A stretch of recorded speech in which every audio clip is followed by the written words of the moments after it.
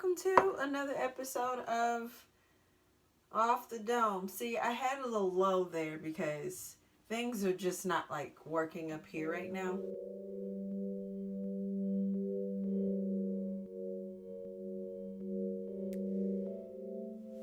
Okay, so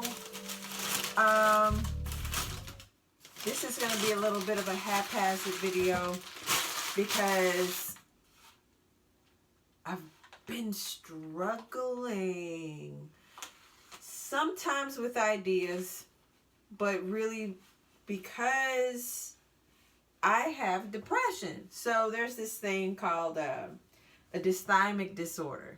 I noticed that it hits me hardest in October. I usually have like a few days where I do everything right, take my antidepressants, take my anxiety meds, sleep, eat whatever makes me happy, and it doesn't seem to work. And then my speech slurs, I can hear it doing it right now because I skipped a dose today. So, it's just kind of been a struggle of, do I post? What do I post about? I guess I'll tell you about my depression. I'll keep it short though. I'm not going to bore you. Depression is boring because it's about how bored you are. So thus you are depressed.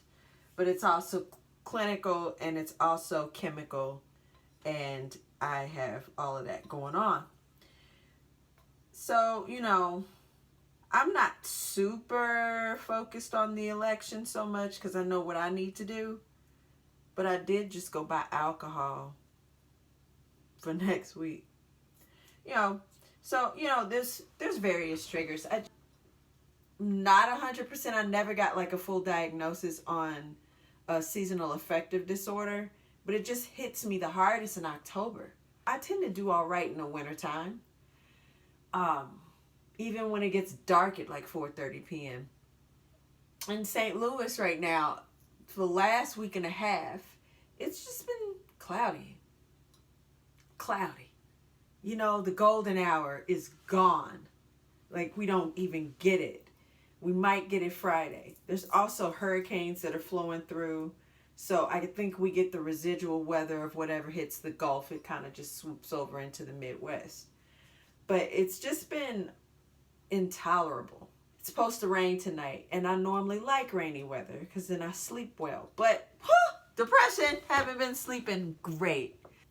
Friday came, clocked out of my really shitty job, and realized that my body was just sort of like, ain't doing nothing, child. This is, girl, let's sleep. So I didn't sleep good, then woke up, took a shower. Shoot, I passed out after that shower. I had like 2 naps that day. That was last Saturday.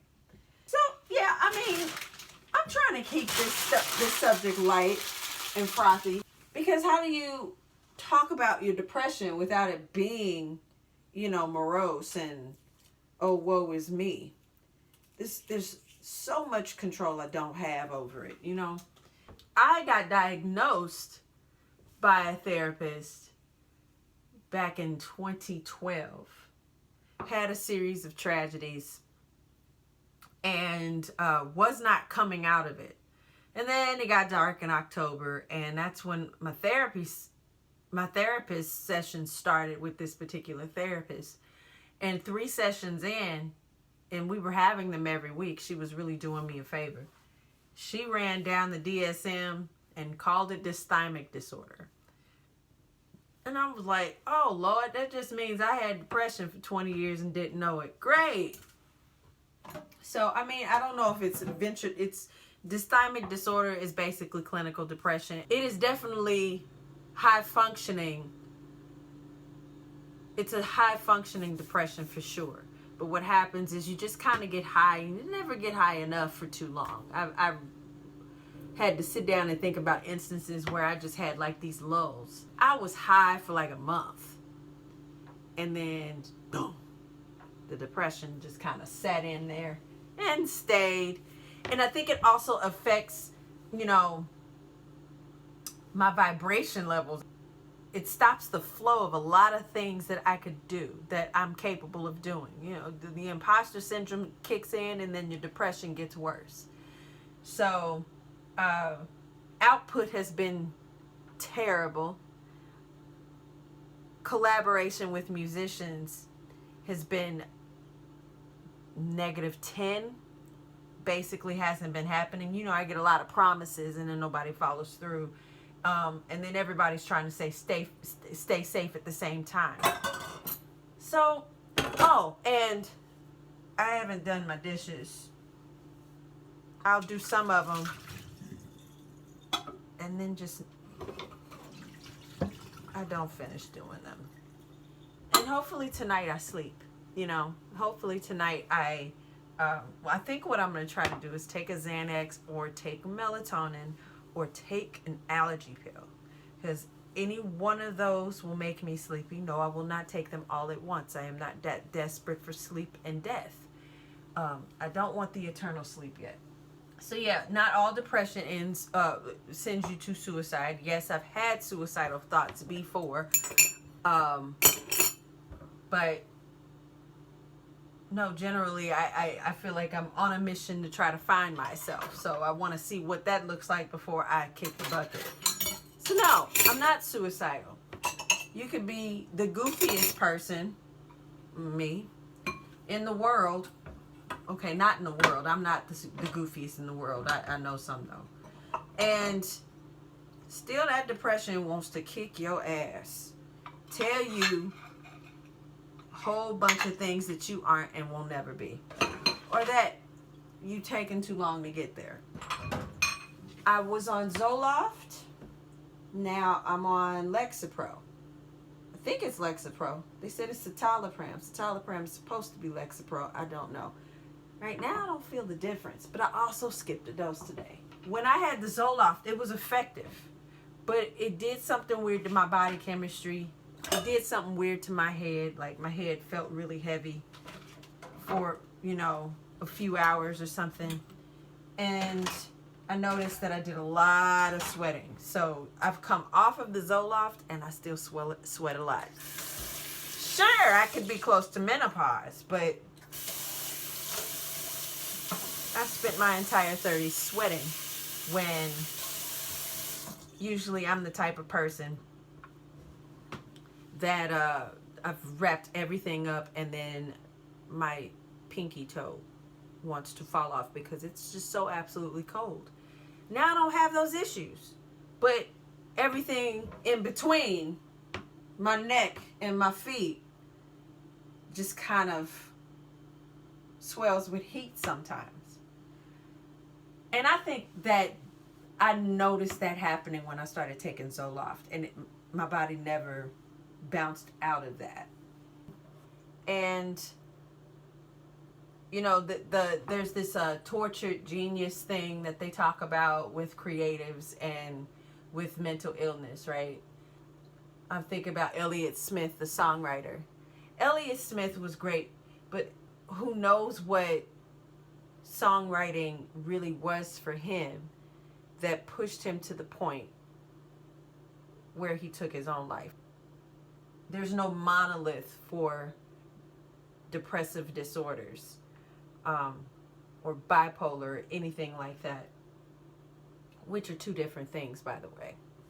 I don't have bipolar. I definitely just have regular old clinical depression. Depression makes me unfunctional.